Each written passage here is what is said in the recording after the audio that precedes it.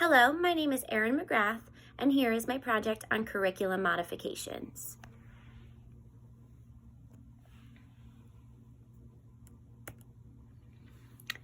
When thinking about curriculum modifications, we are always thinking about how our students can access the general education curriculum. There are two issues related, including designing the curriculum so all children have access to the context in which the curriculum is presented, and all children have the opportunity to be actively engaged. Curriculum modifications can be used to promote independence, access, and engagement. What is a curriculum modification? According to Sandall and Schwartz, it's a change to the ongoing classroom activity or materials in order to facilitate or maximize a change in participation in planned activities, interactions, and routines. There are 8 types of modifications. For my project, I have covered 6, including environment support, material adaptations, special equipment, use of child's preferences, simplification of the activity, and peer support. For environmental changes, I referenced the student from the previous behavior intervention plan, and he has sensitivity to sound, light, is very visually distracted by environmental stimuli, elopes from activities, and has high magnitude aggression and self-injurious behaviors. When thinking about changing the physical environment, it's important to think about how children can safely access activities and materials. The modifications that I've chosen in this area are dimmed lighting and window covers to limit visual distractions, calming music to promote appropriate body regulation, padded walls to keep safe during high-intensity behaviors, and a trapezoid table on an angle to decrease elopement. Material adaptations. For this particular student, he often mouths materials and benefits from stimulus prompts. Material adaptations are changing materials to increase independence and participation.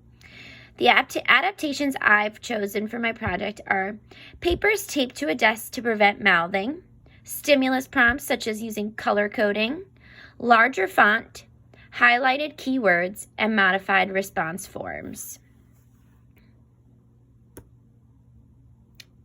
I included an example of modified response forms as letter stamps for writing.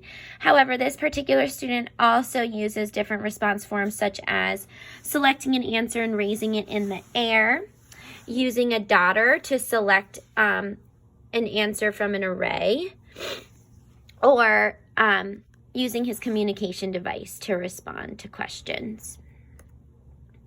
Here are some pictures of examples of how I've modified materials. In this picture, it has stimulus prompts or color coding for multiplying fractions and the number stamps for writing. And in this picture, I've used colored touch points for tangible equation templates so they can build equations without writing. The next modification is the use of child's preferences. It is mentioned that teachers can use children's interests to make activities more motivating and increase participation. This particular student enjoys music, movement, marshmallows, and balloons. My ideas were to use marshmallows as math manipulatives, incorporate music and movement through brain breaks, and include musical educational videos, or popping balloons on an iPad to reveal his answers. Special equipment. This can include things that you make or things that you buy that can promote independence in the classroom or support body regulation or movement.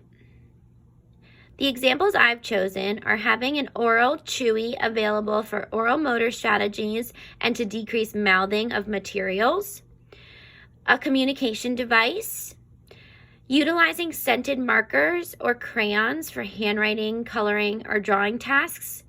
This is important for olfactory input.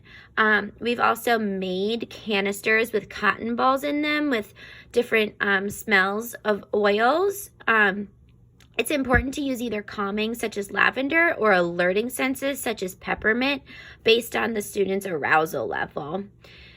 A weighted vest to support body regulation, noise-canceling headphones to help with auditory input, and the use of a TheraBand tied around the bottom of his chair so that he can bounce his feet during a seated task, keeps him, prevents elopement and helps with movement.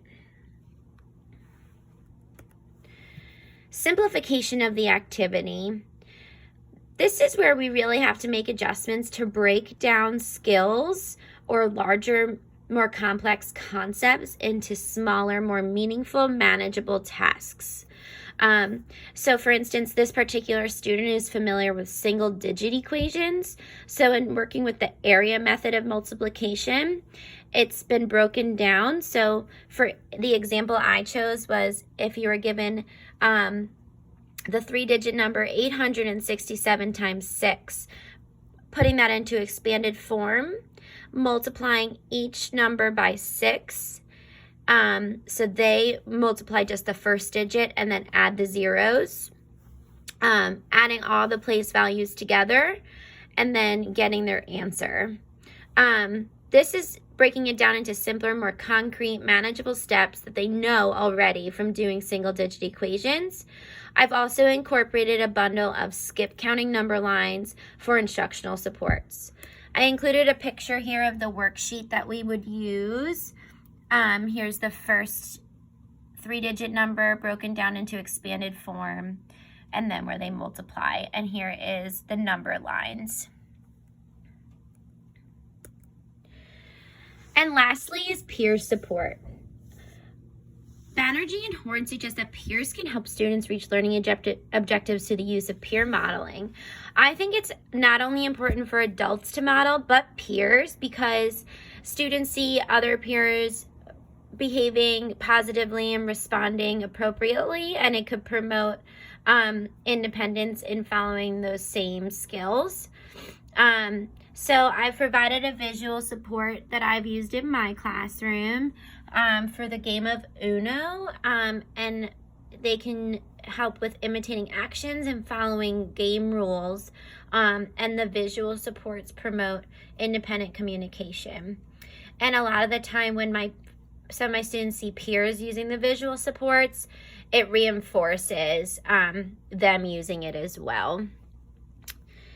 And lastly, here is my reference page where I got all of the theories and ideas.